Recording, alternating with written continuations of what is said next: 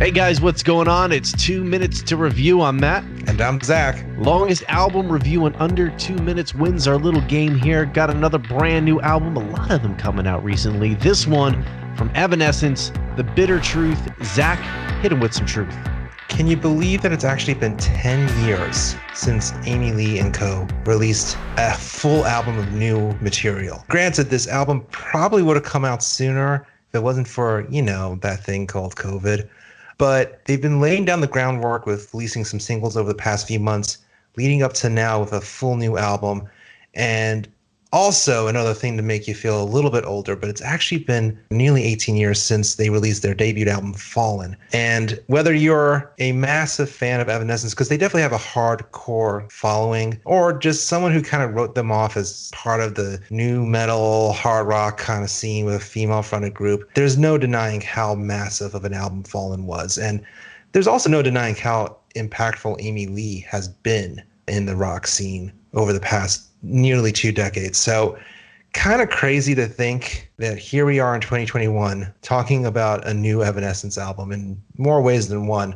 But a lot of hype has been building up for it. So I think without further ado, we should get into it. But first, a massive thank you to our special sponsor, Lucky 13 Beard Co. Yeah, really great guy, Ed and his company right out of New Jersey here. A lot of beard oils, a lot of beard balms, and he actually hand makes them himself, small batches. They smell great. They're very unique scents. Tobacco vanilla, my favorite. Released cherry cola. Did a little mix up of the two. Did some cherry tobacco vanilla, which smells incredible. And if you want to go pick some up for yourself right now, well, I could tell you that you can go on over to etsy.com/shop/Lucky13, the number, Beard Co., and pick up some. And also use the code EFP10 and you get 10% off. That's right. Etsy.com/shop/Lucky13 Beard Co. The code is EFP10. Get that 10% off of your order. Guys, treat yourself to a better, more luxurious beard. And ladies, treat that special bearded someone in your life to a gift you'll end up appreciating just as much as they will. I guarantee that. So, without further ado, let's get into our thoughts on The Bitter Truth. Matt, if you don't mind, I would actually like to go first. You want to go first this time? I want to go first because I have to be honest with you. Well, you know what, though? I have feelings that I've just been bottling up now for a while that I need let out.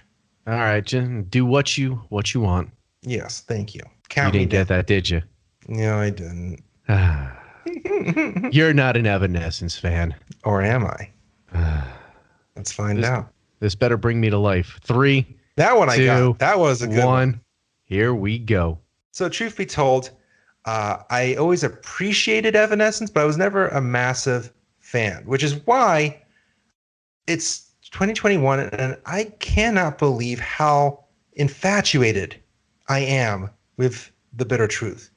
It really is just a stellar hard rock album.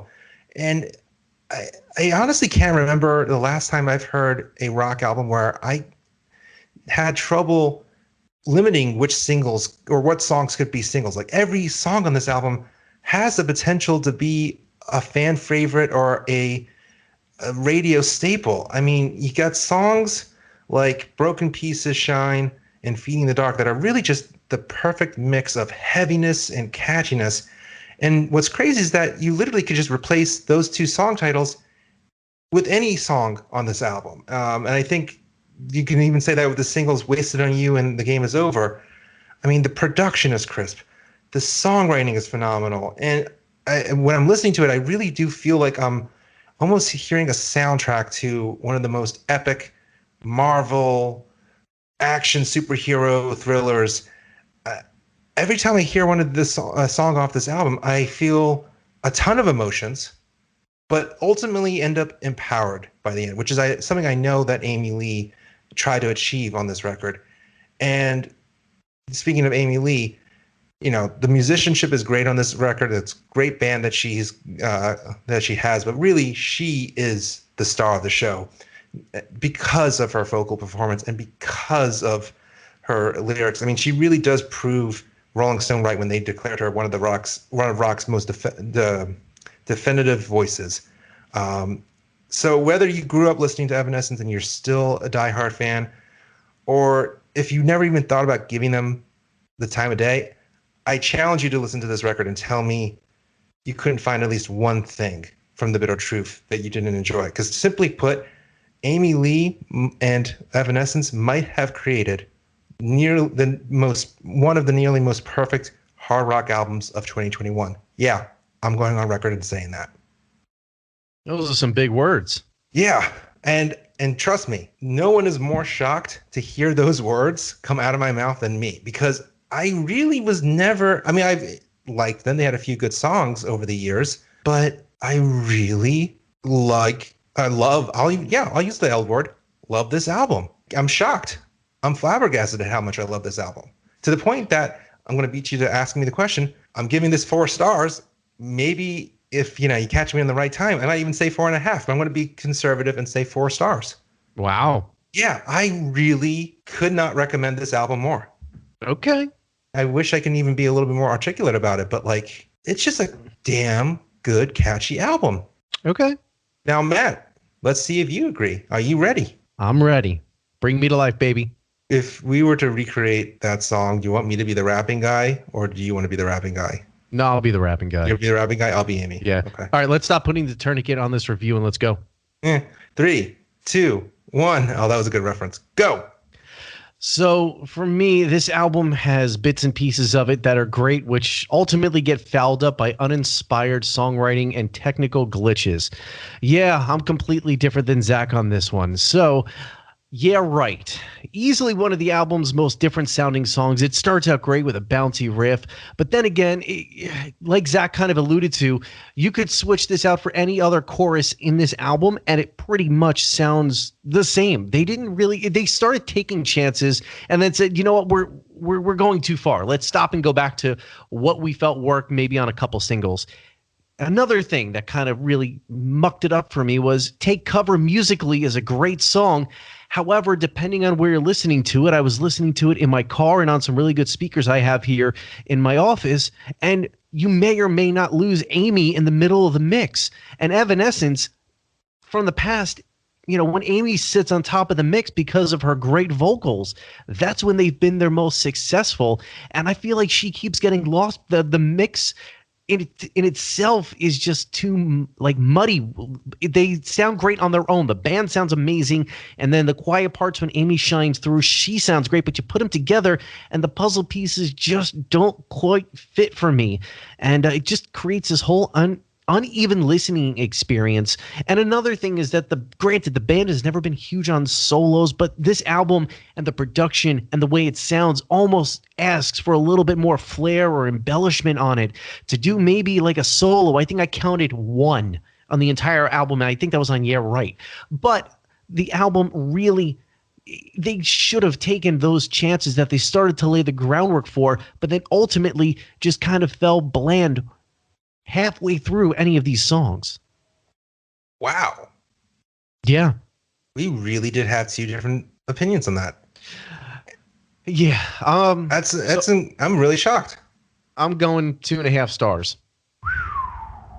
So let me talk about this just a little bit, because like I started to say, that they have all of these ideas that they lay out. Granted, this album can be summed up pretty much in 2 things: ambient intros and almost 4-chord choruses. They don't take chances when it comes to any of this stuff. Amy, in her vocals, are the most chances that they take on here, and they don't even really push the envelope all that much, in my opinion, with her vocals and how they use her in this. Like, I feel like her in the middle of all of the mix, they could have been doing some cool things, but like I said, it's just so uneven the way that I'm listening to this.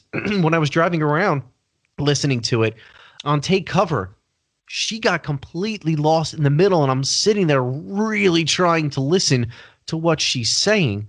But then when I listen on my speakers in my office, she does come through, but still, because you have to pick and choose where you listen to this to get the full effect. Maybe that's what they were going for, but I feel like when it comes down to it, the test of a good album should be that I can listen to this thing anywhere on anything and it be good.